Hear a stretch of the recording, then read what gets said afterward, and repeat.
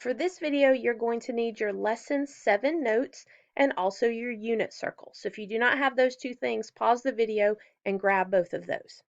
I'm going to skip the first section of unit circle questions, and we're just going to start with the second section.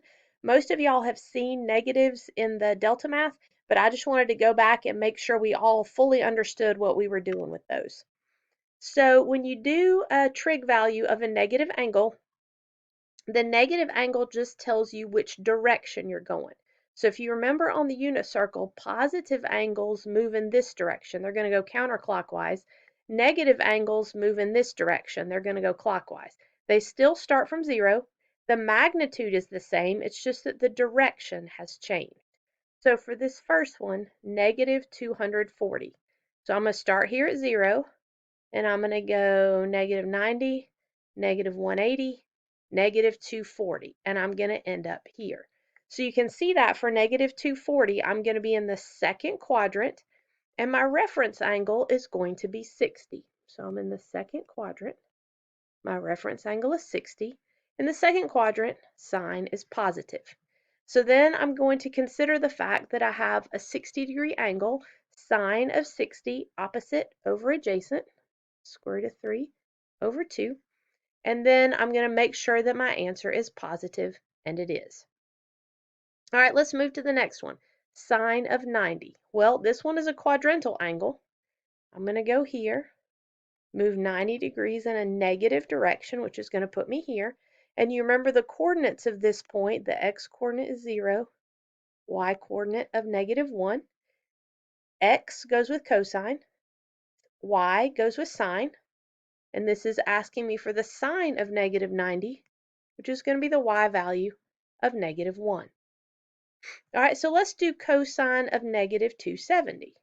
So again, I'm going to move in a negative direction, 90, 180, 270, which is going to put me here. Negative 270 is up here, and the coordinates of that point are 0, 1. So if I want cosine, cosine goes with the x-coordinate. Cosine is going to be 0. All right, let's just do two more. We're going to do the cosine and then the tangent right here. So cosine of negative 135, negative 90, negative 135 is going to put me right here. So I'm going to be in the third quadrant, reference angle of 45 degrees. And in the third quadrant, cosine is negative. So I'll look at my triangles, cosine adjacent over hypotenuse, 1 over square root of 2, which I will need to rationalize to be square root of 2 over 2. And then I'm going to make that negative because I'm in the third quadrant. Okay, so for tangent, sometimes when y'all do tangent, you want to try to use the angles on the unit circle, and you want to try to do sine over cosine, which is completely accurate, but then you get mixed up with the fractions. On these kind where it's not a quadrantal angle, it's so much easier just to use the triangles. So if I think about negative 300, negative 90, negative 180, negative 270, negative 300 is going to be right here. So I'm in the first quadrant. 300 is 60 degrees away from 360, so my reference angle is 60. So I've got 60 degrees in the first quadrant. Everything in the first quadrant is positive.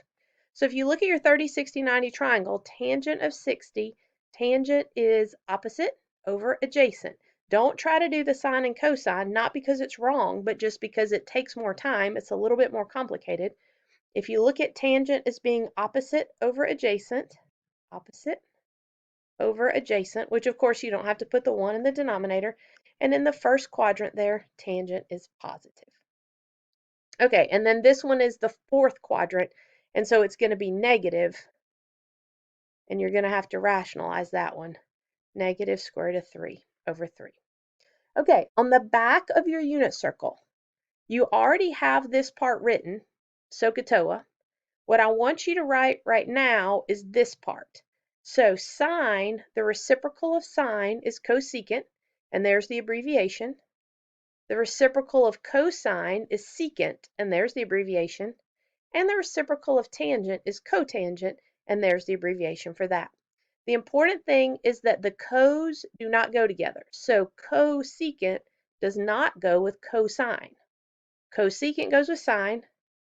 Secant goes with cosine. The cos do not go together. Okay, so pause the video here and make sure that you have this written on the back of your paper, making sure that you realize that sine and cosecant are reciprocals, cosine and secant, tangent and cotangent. Okay, now that you've got that all written down, let's do some positive and negative looking at the reciprocals. Okay, so negative 240.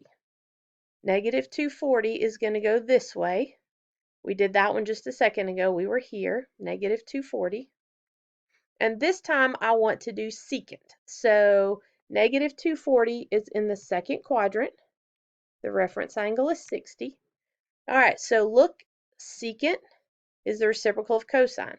That means where cosine is positive, secant will be positive, and where cosine is negative, secant will be negative.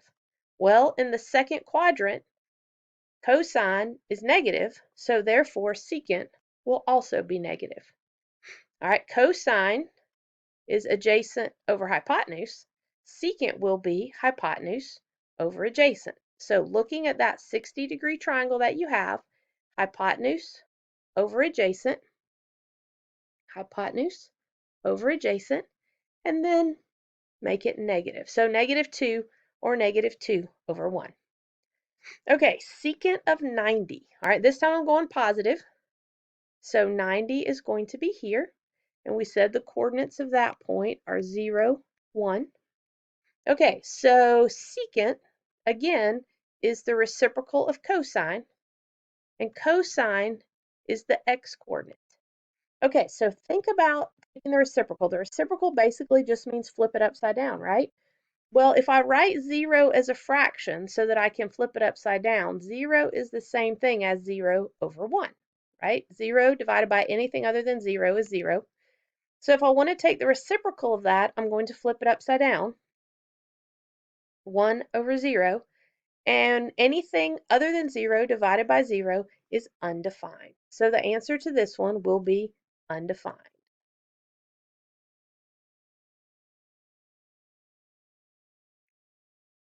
All right, let's do cosecant.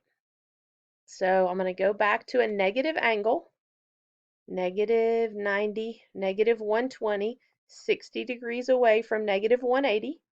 So my reference angle there is going to be 60, and I'm in the third quadrant.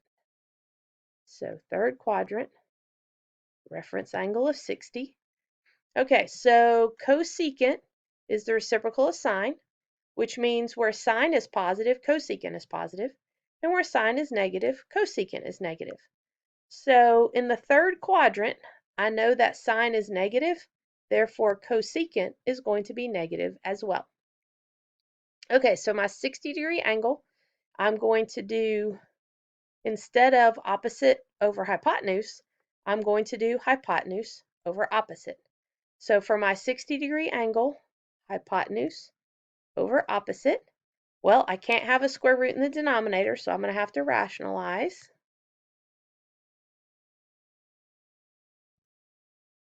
Two square root of 3 over 3.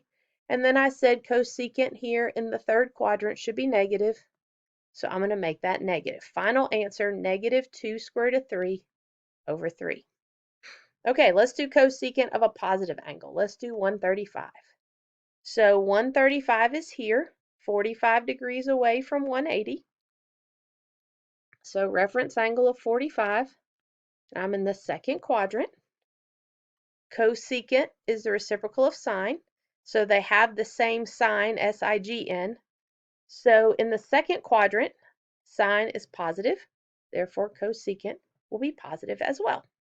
And the ratio for sine, opposite over hypotenuse. So the ratio for cosecant, hypotenuse over opposite. So if you look at your 45-degree triangle, hypotenuse over opposite, and I'm going to leave that as positive.